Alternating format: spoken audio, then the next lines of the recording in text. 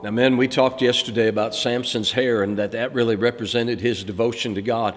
He was a Nazarite from birth, and there were certain things he was not supposed to do as a Nazarite.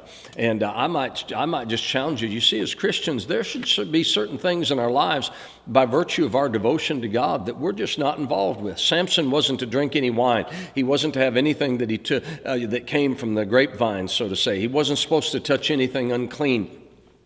He wasn't supposed to touch a dead body, which we're going to get to in a little bit. But, when I think of devotion, I live in Michigan, and it's interesting to me. We've started a football season. The football season's been going a little over a month at the time of this taping. And we've got Detroit Lions football fans. The Detroit Lions are one of the few teams in the NFL that have never been to a Super Bowl. They have broken our heart here in the Michigan area for years.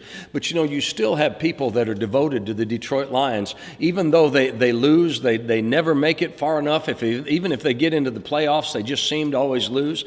The first game, everything seems to go wrong with them.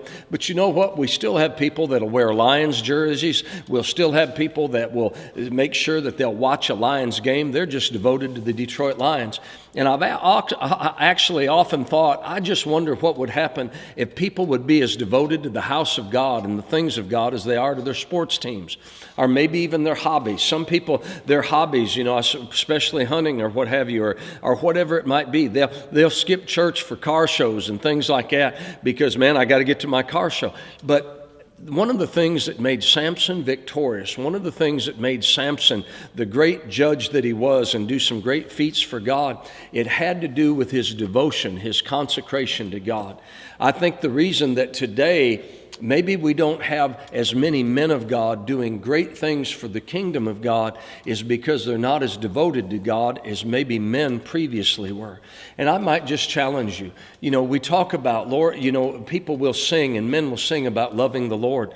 I heard someone say sometimes we might need to change that a little bit, that maybe because men loving another man and somehow what that might mean, but sometimes it may be, God, I'm devoted to you. I'm committed to you. I set my life aside for you.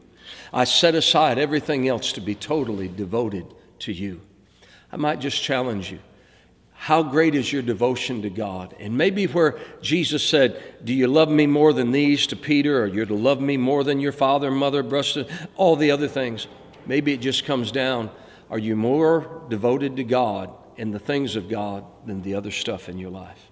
What's your devotion level?